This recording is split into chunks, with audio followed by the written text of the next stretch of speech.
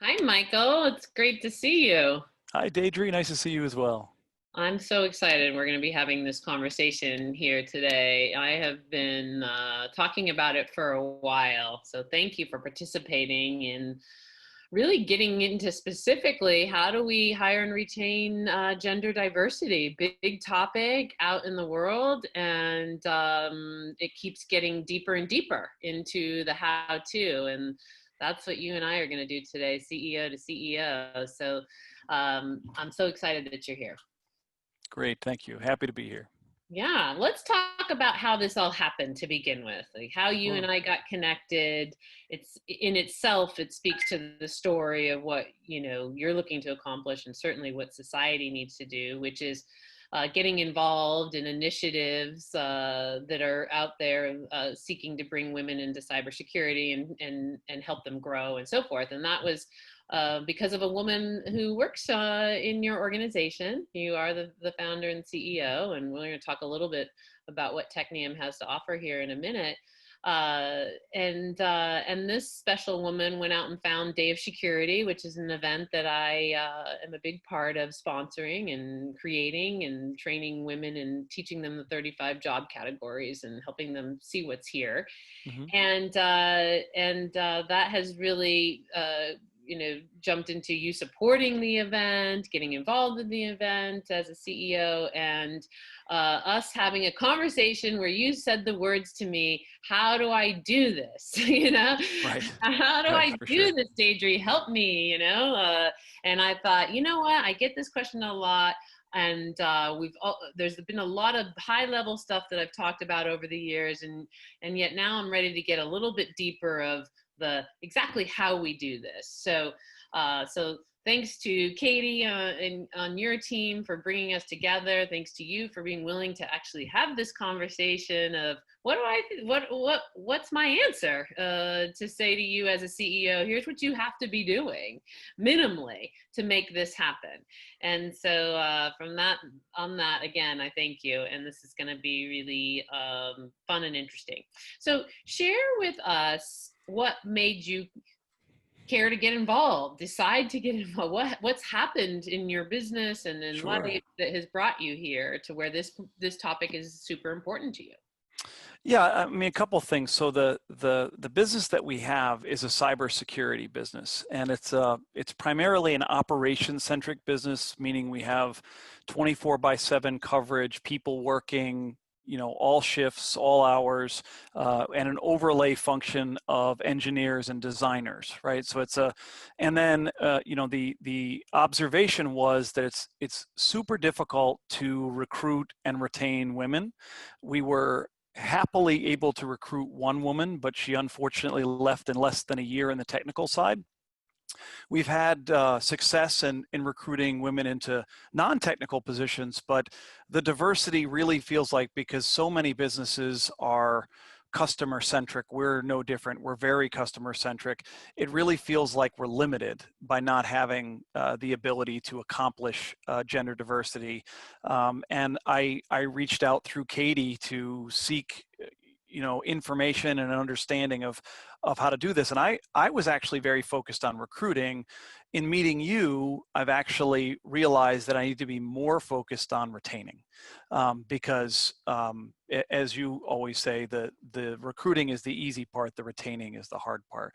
And that speaks to something that I'm very interested in learning about, is how do you create a culture that supports gender diversity. So that's really where I'm coming from in this discussion. I love it. I love it. I love the transparency. I love the lack of ego being in the way. You're CEO and you are super capable of saying, I'm happy to do whatever you tell me to do. I don't know Right. the answers. Right. And that's really how a lot of people just need to be, is open to hearing the things that maybe aren't fun to hear. So, and when you hear them, you start thinking about your culture. It's sometimes it's not so fun, Right. and yet we know that's not what it's about. It's not about fun. It's about always growing and evolving. And so you're absolutely right. This hiring piece of this equation is much easier, and I do want to touch upon it so that everybody else knows why I say it's much easier, because Yeah. It is, sort of not what everybody's thinking. And here's what it is. So we're in the technical space of cybersecurity, we're somewhere around 20 to 22% women, which is up from 12%. I mean, we're making like the year prior, we're making progress. It's going to still take more time because as a society, as you know, I told you I wanted to share my favorite news stat that I've been sharing in the world, which is to say, to go here, is to say, as a society, we're not really raising girls to think of themselves as powerful, to think of themselves as can do anything. And in fact, it's the opposite. And it is the world, although the United States, as you can see in these statistics here, rank very low. This blew my mind. I know it blew your mind when you first saw it. And so once I saw it, I was like, I gotta get everybody understanding this. And so anyhow, so we're at somewhere around 22% so keep that statistic of engineers that are women, and then know that more are coming, and you do have to cultivate and be willing to take some juniors and train. But in terms of getting the more experienced folks, the good news for you, the bad news for society is that most people aren't taking care of those people. Most employers are not taking care of those people. Statistics show that that men and women aren't enjoying their work environments. So it's easy from the perspective of they're there to be had. You got to be able to get to them to begin with, and then it's really going to be when I say, and what you said earlier, how you retain them. It's really going to be what story do they meet when they come talk to you, and that is your retention strategy. Is the story there? And so we'll get into that in a minute, but that's the simplicity of the hiring. It does take work, and it does take a little bit more time because you're working with less of the population. And so you have to be willing as a leader to take a little bit more time to fill those roles. And yet, if you're willing to take a little bit more time, engage in, resource such as myself, right, to go get them, then you can. The other piece is just develop them, bring them in and develop them. Right.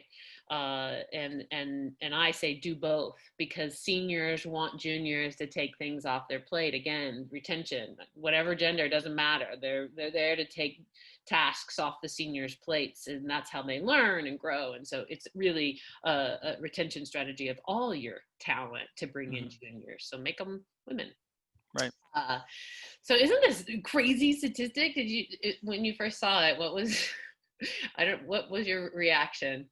Well, that the bar isn't even visible. It's because it's visual and a number. It's crazy. So I felt like it was shocking that in some general areas, women still haven't really moved the needle. Not just security and engineering, which I know something about. It's larger than that. That's right. In fact, that's a great segue, Mike, to what Katie brought to your attention and brought to my attention, brought to my team's attention, was this, she wants to get involved and change this cybersecurity, not, 20% women. And she said, hey, did you know the veterinarian business did this? And this is something you're also connected to, or the story of. Right. Tell us.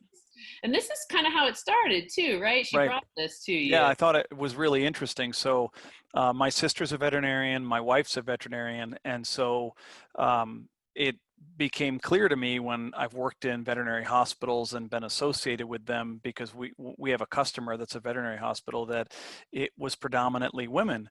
And if you look at it, what's really interesting, if you look at as recently as the mid-70s, it was 20% women, 80% men that were veterinarians.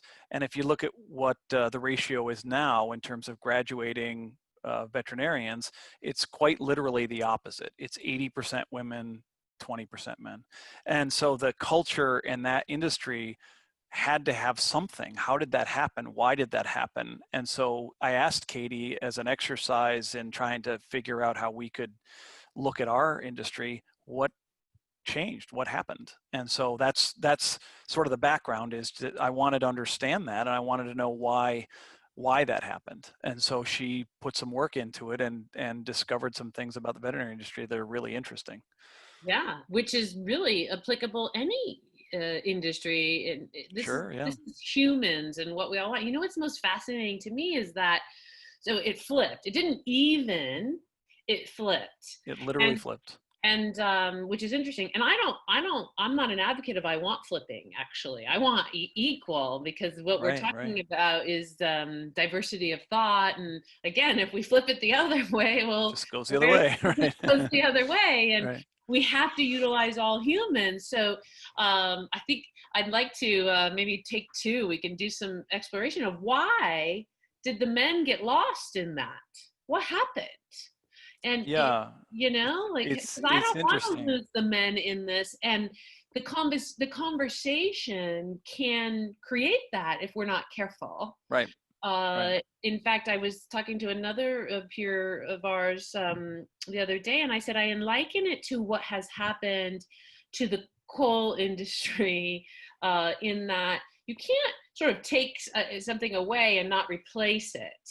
You know, like, it Right. isn't about it's not about one or the other. It's about together, and especially when it comes to jobs. So we'll have to do a part two and go investigate what was it Yeah, didn't yeah. keep A- men in. Yeah, it's a very good point, because I'm sure there are issues now on the other side, right? Because when you switch Yeah. that much, and the one thing to for that conversation would be interesting to explore is that leadership continues to be primarily men. So Oh. CEOs, CFOs, Oh. COOs are still predominantly men. So that industry is having a little disruption right now, because there is a groundswell from the veterinarians, the people that are the producers, that they're not properly represented. So that's more common in the rest of Ah, society. You know, the devil's in the details. Right, right, You know, if we went back to the previous slide, which is about equal power, right. if It's we not equal. we will never have diversity if we don't have equal power. Right. It just can't happen. So, and this is a great example where That's it's right. 80% now women, 20% men. But not in And of leadership. course, the powerful seats are the Hmm. men. So we're not going to have equal. We do really want to get to that Right. That's 50. right. Isn't that fascinating? Hmm. I mean, so we'll talk. We'll go investigate. There's nothing to investigate actually now at this point. It's really about that willingness um, to see women as powerful and to give Right. them the training to be powerful, Sure. right? Absolutely. It really has to be. I have that story of men that hired me out of college. I worked for them for 21 years across 3 different companies, and they empowered me to be powerful. Was I a great person to get their hands on? For sure. And yet, are you kidding? They gave me power. So I did wonderful things, and so that's rare. I represent the 1%, Right. founding technical CEOs, 1%. Really. And I have the story that nobody else has. Hmm. Who gets out of college and works for serial entrepreneurs that have a bunch of technical companies and keep building them and growing them, right? And so why we can't have that be? That means everybody has to be those 2 serial entrepreneurs that were Yeah. what they were for It me. can't be dumb luck. It's It not a can't good be. idea. Yes, it Yeah. can't be that. And Right. unfortunately, all my sisters that I know out there have gone through the wildest stories to get to their leadership roles, Right.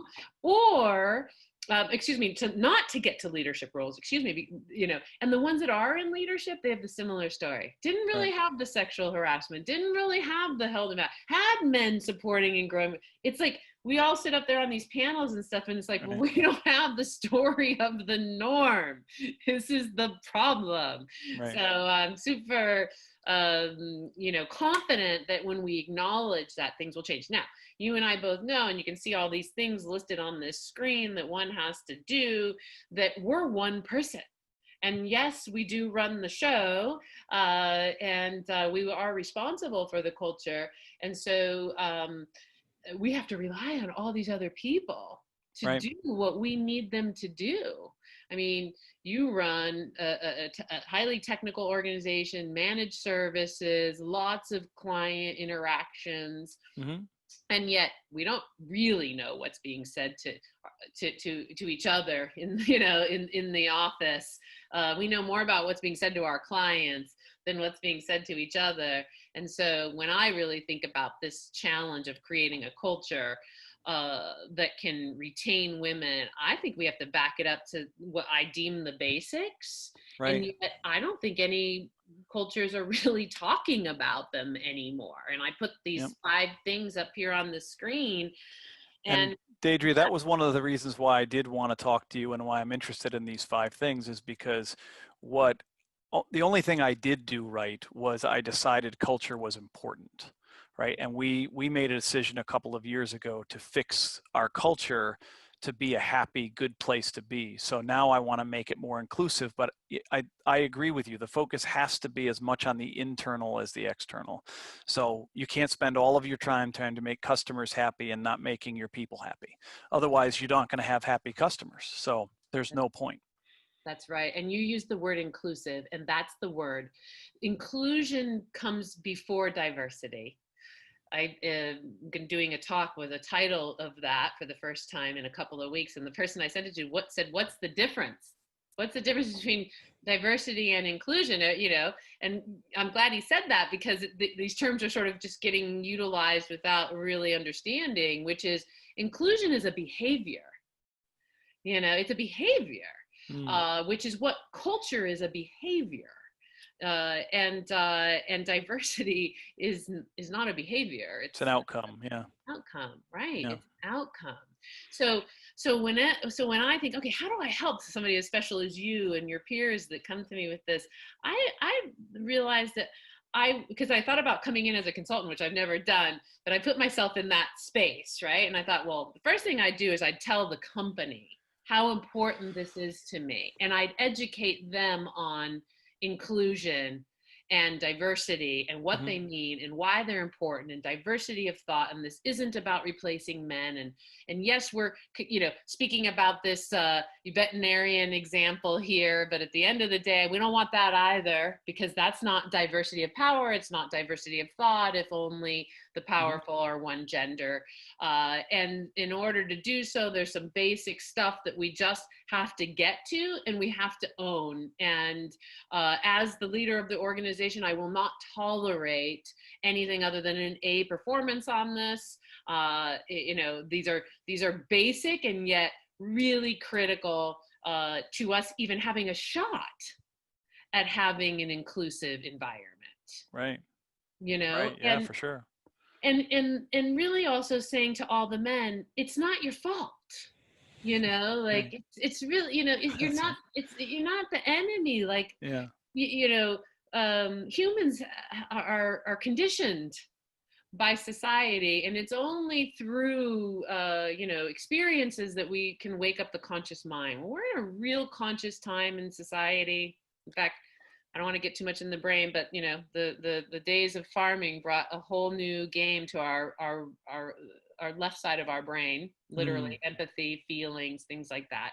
But anyhow, it's not to blame. It's to say, sort of, there's always been this culture of, let's take number 1, for example, sexual harassment, flirting, asking on dates. To me, it doesn't matter. I mean, of course, I don't want sexual harassment, but I also don't want flirting and asking to go on dates, because it really is exhausting.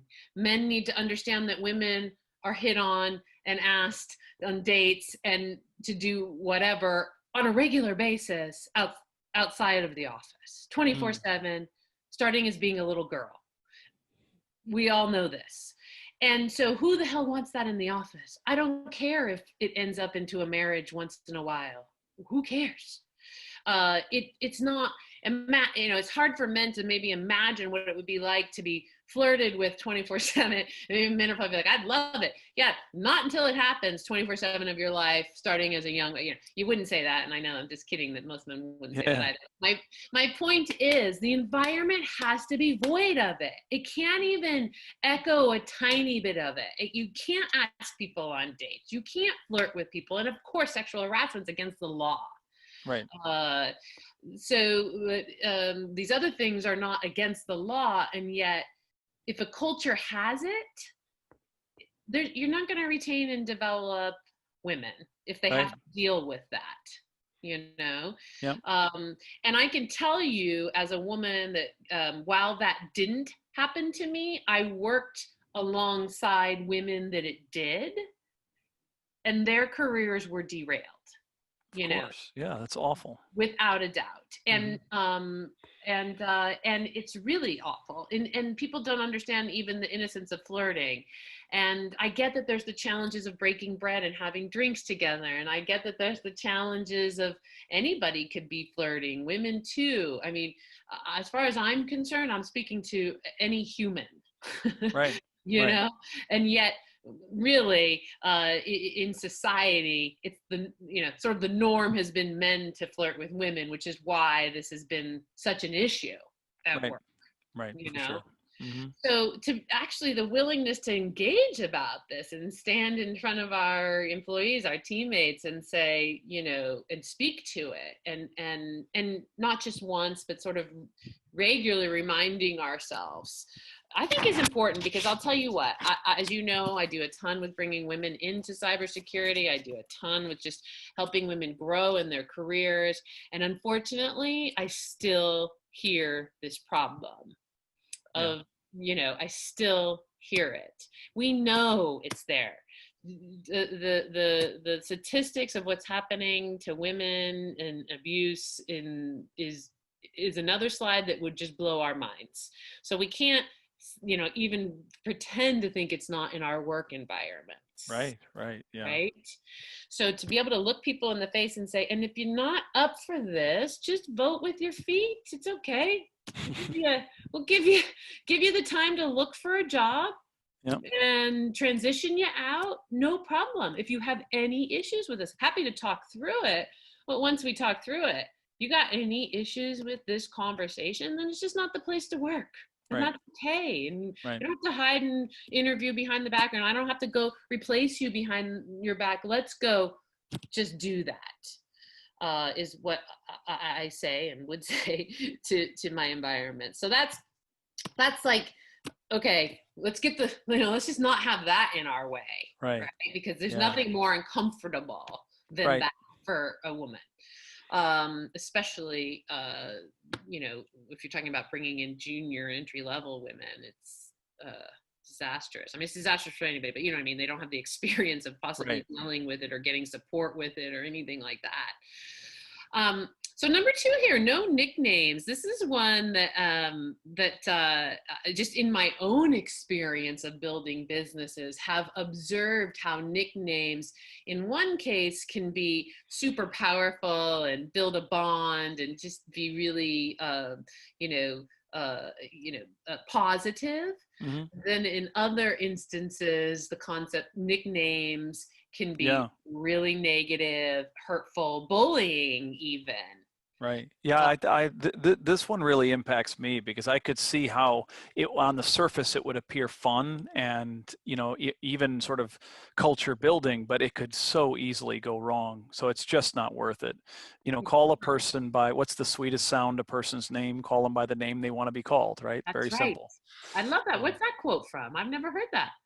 Oh, it's a sales technique. You know, the sweetest sound is a person's name. Use their name as frequently as possible. So. Oh, I haven't heard that. Yeah. That's lovely. Yeah. But there's a reason. There's a sociological reason, is that it's you know, people identify their whole lives with their name, and you know, I think what you would say is they get to choose. So the woman who introduced us is named Katie. Her full name is Catherine, but she prefers Katie. So that's not a nickname in her eyes. That's her name. That's right. But this really spoke to me when you talked to me about it, because I think it's a very simple thing to do, eliminates any ambiguity. People get called what they want to be called, and everybody's professional. That's right. And that's their email address too. Right. And that's their name. And there's just no exceptions. And we have to lead by example, of course, on everything. Right. So number 3 here, no speaking over people in meetings. This is a huge complaint of women, still a problem today. How do you, sorry Yeah. interrupt you, which sounds like I'm speaking over you, but I'm not. How do you actually present that and quote enforce that, Deidre? I'm interested in that one. Yeah, absolutely. So the rule is whoever's speaking, nobody else speaks until that person's done. Mm. And if what you'll deal with next is people that are long-winded, and I just deal with them both at the same time, which is the other rule is say something once and only once. Do not rephrase it. Do not if anybody needs to know what you just said and they don't understand, they'll ask. Somebody will ask, or whoever doesn't know should ask for the person to repeat themselves. You and I both know people say things 2-3 times before they stop talking the same thing. I know. It's very common. So it's sort of, that's the backup rule to this. But that's how you establish the culture is you, yeah, must make meetings go much more effectively too.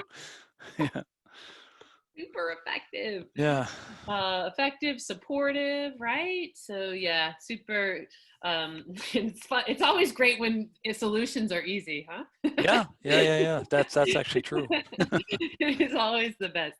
All right, fair and equal opportunities for advancement. This is, none of these can be ordered. They're all number one as far as I'm concerned. Yeah. This one is really key, and I'll tell you the easiest way to make sure this happens is that your roles and your responsibilities are clearly defined in your organization. Literally clearly defined by tasks and projects, and everybody's on the same page, and they're transparent and they're measurable. So this isn't up for speculation of whether somebody did a good job or not. You got to have measurable agreements that are tied to job functionality and roles. And when you do that, well, then when it comes advancement time, it's not who do I like better, who am I closest to, or who, whatever experience I've had with that person recently, I just go by, versus literally looking at what they've been doing. Right. And what are their results, and who's best for the job. And that has to be done really well, because we do know that most promotions occur of who likes who the most. Right, for sure. That is a problem that's going on out there, and women complain about this all the time.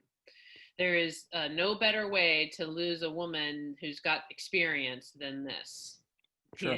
That makes sense. When you're entry level and you don't have a lot of experience, those first 3 you deal with, you live with, and depending on how the outcomes come, you gain wisdom and you move forward, right, as fast as possible. But the first 3, all entry level women are just dealing with it today.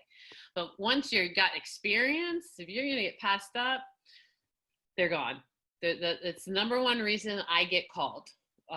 Is by a woman with experience saying, "That's it, I just got passed. I'm got to get out of here." Yeah. And they believe that they had the better resume, and so let's stop that from happening. In my day, I'll tell you, this story just popped in my head. My first management seat, I was 22 years old. I've been 1 year in the business. I was going after getting that management seat, and we were opening one office, which meant there was one seat, and there was a guy that I was competing with. Our numbers were very, very similar, and it was like, who's going to get that new seat? And I'll tell you, in my head, if I didn't get it, I was out. And I bet you in his head, if he didn't get it, he was out. Well, guess what happened? They opened 2 offices instead. They didn't want to tell either one of us we weren't getting it. Smart people. Yeah. Right? Yeah. Like, that's who I worked for 21 years, Wow, and I don't know that I would have been out, but I'll tell you, I would have been angry as hell. Right. And so, we need to be thinking that and understanding that women are just as competitive. Women want to be just as successful. Women want the powerful seats too. And so there has to be equal play for them.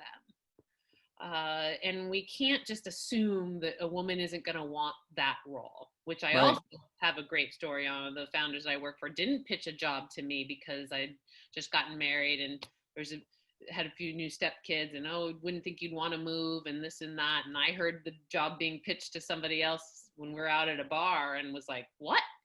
Now that was my Rapid 7 job, and I'm so glad I took that job. And he said to me, well, I didn't think you'd want to do it. You just got married, this and that. Like, and it's like, no, I want that job, and my resume is better. And so I got that.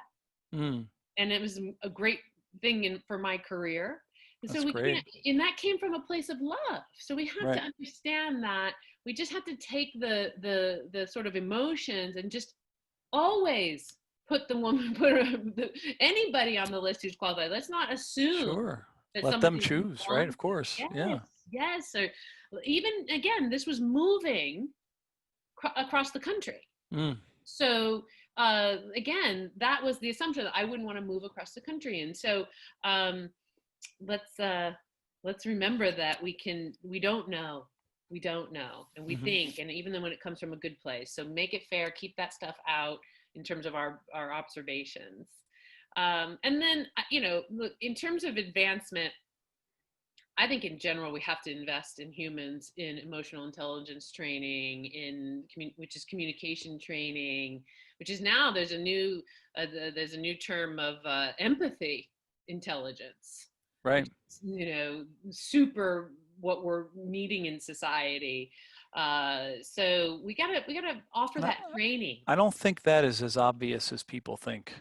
Right. I No. think that sounds very logical to me, right? Because it's very difficult to always understand what the right reaction should be to be empathetic, right? You can't always be sympathetic, but you sure can be empathetic. Yeah. I've found that some of the old models like Myers-Briggs, Right. Personality profiles, disc profiles. They're so powerful. Yeah. If you have people have it on their desk, and like we have models on our desk, and when I built majorly large scale organizations, that such that you didn't walk into anybody's office without knowing what their score was. Yeah. And it was so helpful because then it would remind me, oh yeah, this person needs me to be calm, not like, I got all these ideas. This is my CFO. He needs so the approach, right? Yes, he needs me to plan and not just walk into his office and sit down and start, right? And I had to learn that, and that helped me so much. And I was still a powerhouse learning that. Yep. So again, that was brought to me. That training was brought to me. We have to invest in training if we're going to actually have equal opportunity, because it's really easy to otherwise sort of just choose. Right. Instead of it being everybody that's advancing, like let's all grow.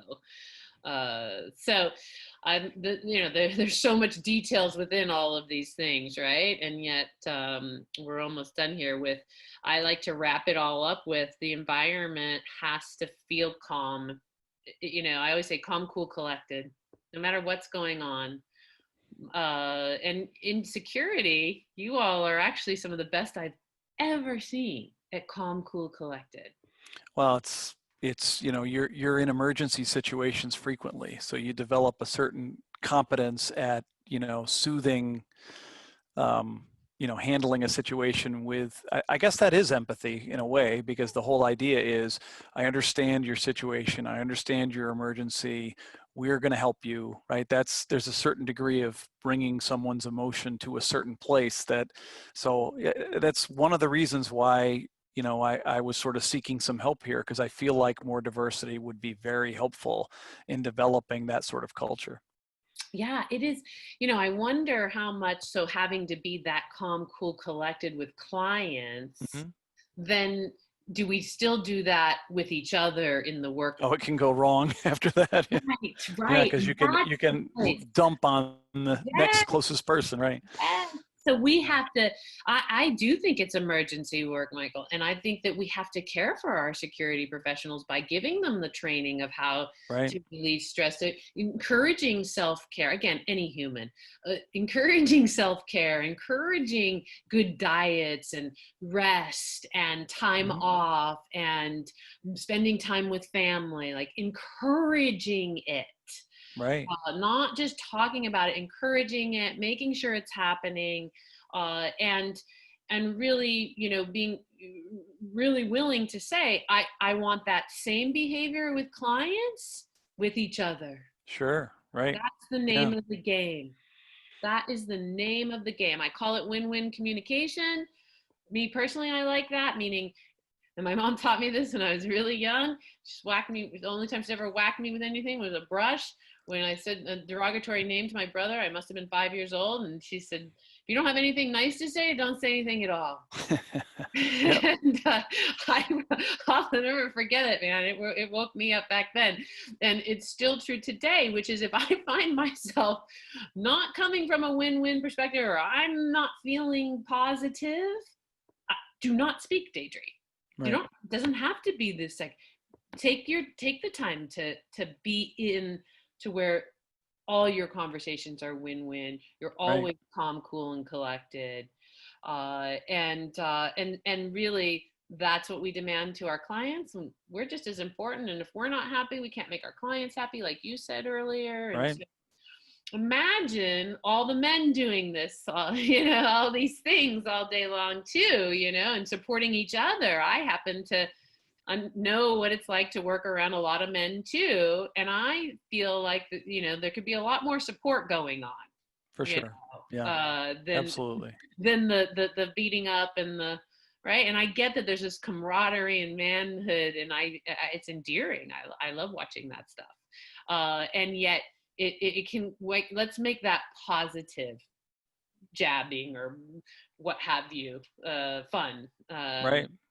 Because even if you're not making that behavior towards a woman, nobody wants to be around it.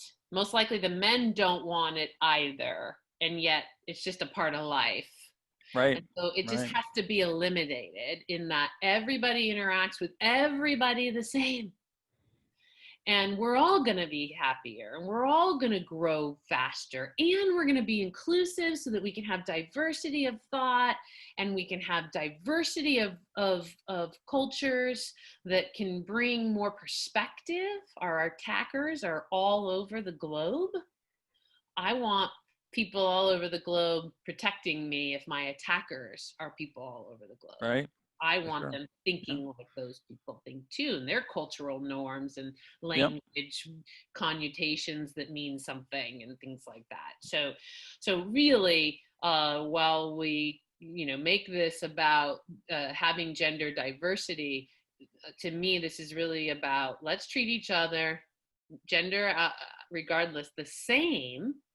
And then that'll be the inclusive environment. And then just go recruit those women and train some of them, and you're going to have a great, diverse culture very soon.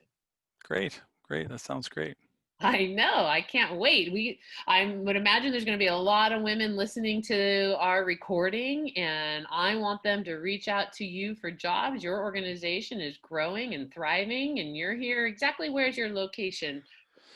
We're in Southborough as a headquarters, but we really have people all over. We have people across the United States and Europe, because we have a balance between a European and a U.S. operations centers. We have two. And we also have, we started culturally from the very beginning with giving people the opportunity to live wherever they want to. And that's an important thing. So we've got some density here in Boston because, we've been able to find people here, but we've seen people leave Boston but stay with us. And we found people in other places that we need. So we're really not limited geographically at all. I love it. Ladies, send your resume. They're hiring, they'll make roles. Mike is very serious about completely changing the game and the quality of a workforce. And I encourage you to take him up on his offering, and I'll make sure that I stick around to make sure that we all continue to grow and talk about this even more and have more conversations. But for now, Mike, this has been absolutely a pleasure. Thank you for willingness to be told these things and for your response of sure. Anxious to learn. That's great. Yep. Thank you, Deidre.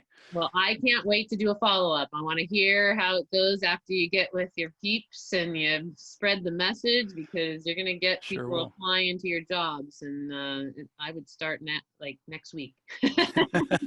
Great. Where can people send their resume? Very simple. Just jobs@techniumnetworking.com. Jobs@techniumnetworking.com, everybody. And we'll be putting out social media and links and all kinds of things. And we'll make sure to do episode 2 on our progress. Thank you, everybody, for your time today. Have a wonderful rest of your day. Thank you.